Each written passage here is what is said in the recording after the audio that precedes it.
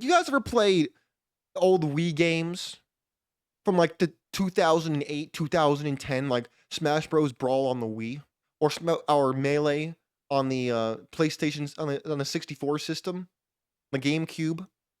There was this boss called the Master Hand, and he was like a gloved white hand, and he was like a boss, and he was like this. That's what you see. You put strings on the end of that like a puppet master who's doing a marionette play. That's how the world works, in my opinion. Get the people with big money pulling the strings of people who have taken the money in exchange for their souls.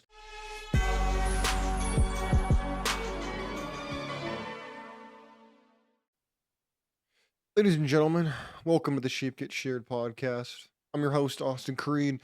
My friends, today I want to visit a topic that I think is extremely important due to the season we are in, with all the politics ramping up, all the propaganda at a fever pitch because of Joe Biden dropping out and Kamala potentially getting the nomination and Trump getting potentially assassinated. Oh, by the way, if you actually look that up on Google, you won't really find anything, which is ironic, isn't it? But I'm gonna back up a little bit. How you doing today? Is everything going okay? Everything all right? Good. I'm glad. And if it's not, well, I'm sorry. I'll try to help you, but there's not much I can do. Today we need to discuss power and how it poisons the mind, or how it can poison the mind. You know, I think two of the strongest pillars of power are religion and politics. And the reason so many people can get consumed by either one of these is arguably because they go so hand in hand. They're so intertwined. And a lot of people get really passionate about things that they can't really control. And, you know, as much as I like to plug my passion project, which is Biblical Bachelor, the book, it's not just a book, it's a lifestyle. It is a philosophy through which you build the lifestyle that you want. You question the norms of reality, and through that, you discover truths about yourself and about the universe. Because let me tell you something, if you believe what you hear, 99% of what you hear, you take the inverse of that, you're getting a lot closer to the actual truth. Let me tell you right now, if you believe half the stuff you read, see, hear, or anything else, you're really asleep. I'm not just talking about politics, I'm not just talking religion, we're talking about the entire society in general. I'll tell you a little story. I walk through the mall, I like to go and I like to write in coffee shops. Why? Because, I mean, I could write in this room I'm in right now, and sometimes I do for like homework and stuff like that, but you need to enlighten your mind. You need to go out and you need to go in places and create a little bit of a work area, a play area, they need to have like this, I think they call it temporal placement, I think is what they call it. I'm sorry if I seem a little tired. I'm not really tired. I'm over all of the complications in the world. I'm over feeling like I'm crazy because I see things for how they really are and I have the guts to say it. I know a lot of you are in the same boat as me. In fact, if you can look at my ear, I'm actually listening to synthwave. I love synthwave music. Fantastic. You know, I prefer like music that's instrumental only. I don't like to hear the voice is distracting to me. I like to hear music that doesn't tell me what I should be thinking about. Women, trucks, beer, breakups, Taylor Swift, you name it. I don't like it when people tell me what to think. But it's like a form of mini meditation when you sit back and you listen to music that's instrumental. It can take you to a whole nother place. And to me, that's a form of power. It has influence over your mind, because your mind is where the battle is fought, my friends. Your thoughts become actions, your actions become behavior, your behavior becomes habits. Make no mistake. You think it's a one-off, right? You think, oh, it's not going to affect me, Austin. You know, it's just one thing. It's just one indulgence. It's just one action. No, it might start that way. It's not going to stay that way. No, it won't. And so when we get to this realm of power and how it can poison your mind, the greatest power one can have, in my opinion, is over oneself, because it's so easy when we don't have power over our lives, where we live, what we do for work, how our friends or the world sees us, how we don't have the amount of money that we want to have, how we don't have the body we want to have. It's really easy for us to, instead of turning inward, to turn outwards and say, you know what? It's their fault. If only I could control how people think about me. If only I could control the world. If only I could control politics. If only I could control a pastor, an imam, a rabbi, that my life would be better. Everything would be better if I could control everything outward because we're afraid to turn inwards. And I know I'm going to sound all hokey and like I'm some spiritual guru on TikTok. Now, I can't stand those types of people, by the way. I can't stand people who go on like TikTok and are like 45 and it's like being a 45-year-old divorced woman talking about how to succeed in a relationship when you can't even make a marriage work. And like 90% of the problem is you won't have sex with your husband. But I'm getting totally off track here. It's a stream of consciousness. If this is your first time listening to the show, you don't know what I'm talking about. You think this is disorderly and that I'm all over the place when I'm not. This is a stream of consciousness. It's a dead art in the media today. You can get people with a blackboard, you can get people with great graphics, and they can talk about one topic for 3 hours, or they can get some know-nothing bimbos on their shows who talk about really idiotic bullcrap and they laugh at them, and that passes for entertainment and comedy. No. I'm not about it. We need to do better than that. Part of the reason why I loved going back to college after I left the military was I got to explore philosophy. And the reason I find philosophy interesting is not because you get to study the minds of great men, which is in and of itself interesting and beautiful, but it's about understanding that this pursuit of truth, which is what the red pill is. Red pill stands for, and I'm sure all of you know this already, but I'll catch those of you up to speed who don't know. It's a reference from the Matrix, where Neo is handed a red pill and a blue pill. And he has to decide which one he wants to take. Do you want to take the red pill of reality? Or does he want to stay in the fantasy and take the blue? Everybody is fed the blue from default. There are blue pill distributors that you'll find who are exuding their influence of power over you in their attempt to create a mindless drone slave. And in my opinion, they are not in no particular order, by the way. No particular order. There is the church, there is the education system, the entertainment system, social media, and I can go on and on. It all goes back to money. Every time. Everything is about money, my friends. And I could get really animated and really worked up right now. And you know what? I actually did it earlier. I had a conversation. I went to church this morning, and I was listening to him talk. And you guys will not believe. See, this is the kind of stuff I talk about power and how it poisons people. Sometimes when you have power, whether it's over a congregation, over an entire Congress, an entire region, like in Africa, it doesn't matter. When you have power, you tend to not follow the words of Rudyard Kipling. Rudyard Kipling said, if you can keep the common touch while rubbing shoulders with kings, then you will be a man, my son. If you can keep your head while all those around you are losing theirs and blaming it on you, then you will be a man, my son. That's what Rudyard Kipling said. But a lot of people, they can't do that. They can't even keep the common touch because they don't want to almost make dirty themselves. They'd rather have this ideal version of the world that doesn't exist. It exists only in the minds of people who have all these ideals, but they don't know the truth. There's this dichotomy between truth and ideals that's been explained from everything from philosophy to Pokemon, where they've explored this idea of the truth versus ideals, which one is correct. And I would argue that the truth lies with the truth. You could argue it goes towards the middle, which is not a false assessment. But we need to first define what the truth is. We need to see reality for the harshness it is and find a way to cope, which I did. I'm doing a show on that. That'll come out after this one, coping with reality. The problem is, my friends, a lot of us, we don't understand where power comes from, where it stems from, and how it's exerted against us to make us slaves in plain English. You know, I could take this all the way back to the KGB in Russia, or back to the Bolsheviks like Trotsky, Lenin, and you could go all the way down. But I think I want to focus instead on a more modern example. Let's go to Captain America in the Marvel universe. Oh, I know, real big jump cut, right? Well, let's go there to the Winter Soldier. There's a man named Zola who worked for the Red Skull, which was a division of the Nazis in the Marvel universe.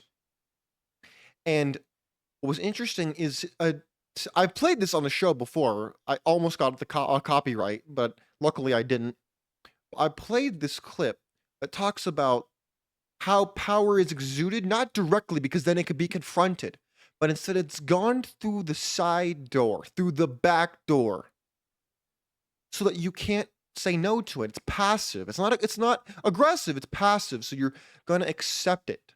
In the same way that you might accept slogans that have everything to do with positivity, at least on the face of it, till you see it's actually negative. You see it's actually quite damaging and dangerous, but you had to dig a little deeper to see that.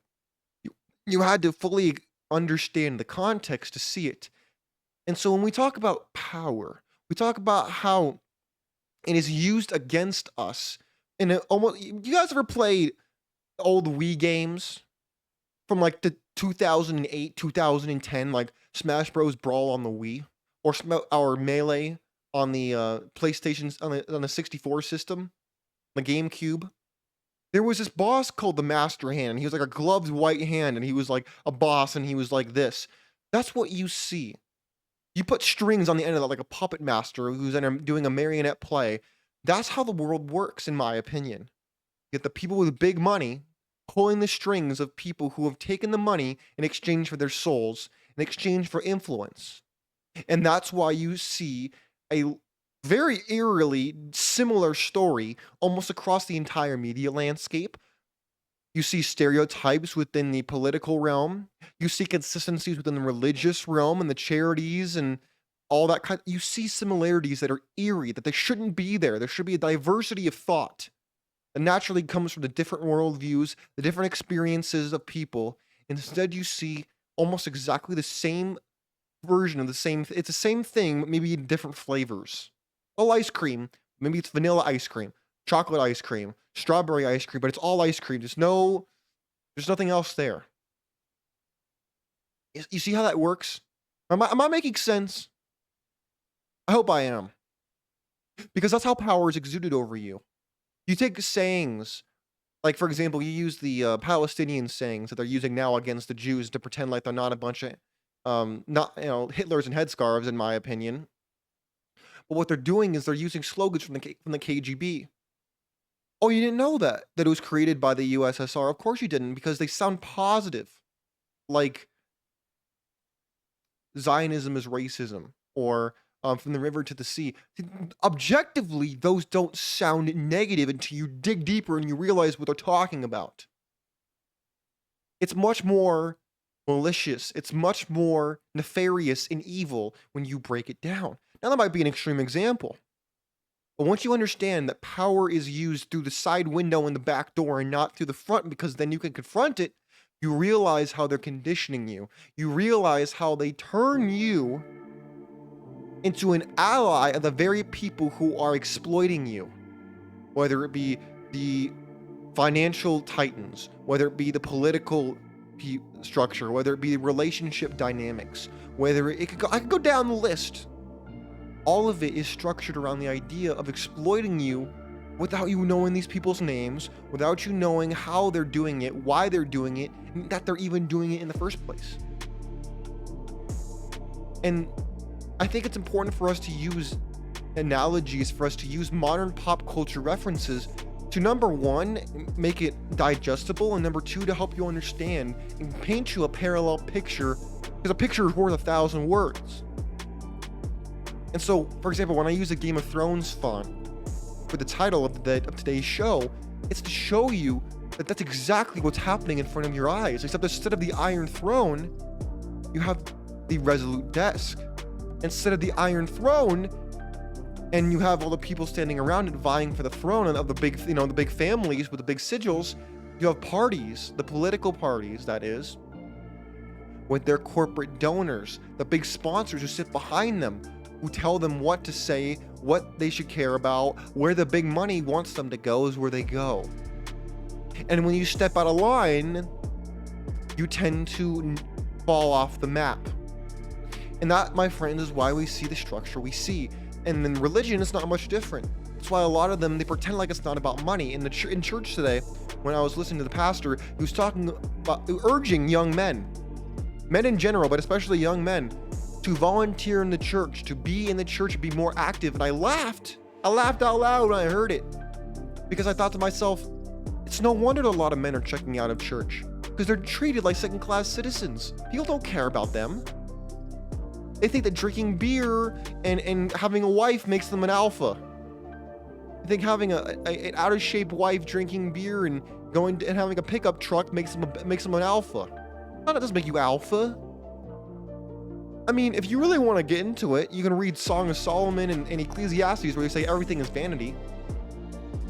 But at the end of the day, it's all about that power, right? It's all about the money, right? Because money is a form of power. My friends, let me know what you have to say about all this.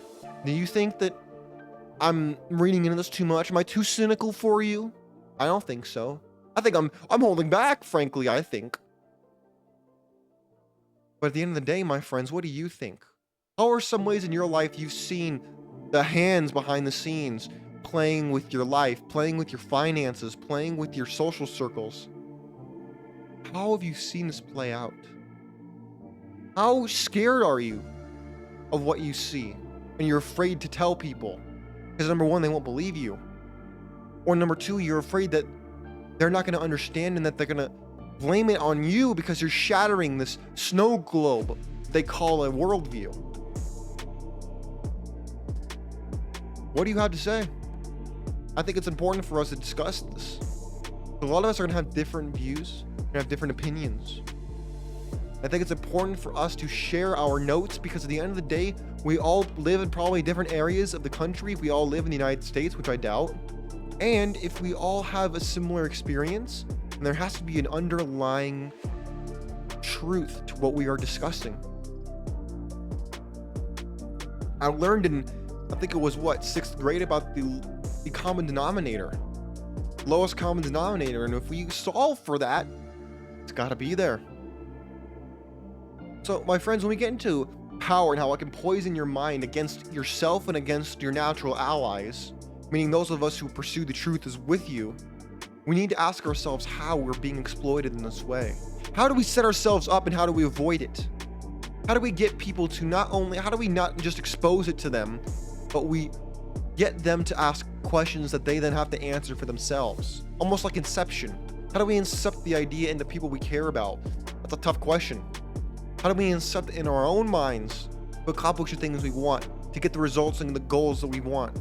It's a hard question, but I think it's important for us to ask it all the same so we can find an answer to it. It's not simple. It's going to be hard, but it's important for us to ask these questions so that we can then are forced to find a solution. We're forced to figure it out for ourselves. Otherwise, we live with unanswered questions like an unclosed circuit that won't generate electricity. We have to close it. Let the circuit run. Even if it hurts you, they say what doesn't kill you makes you stronger. My friends, I encourage you to compare notes, ask questions. Never just take what you hear for granted. Let these people know out here who are curious and they're hungry for knowledge. Reward them. Closed mouths do not get fed. My friends, take care. See you next time. Out of here. Peace.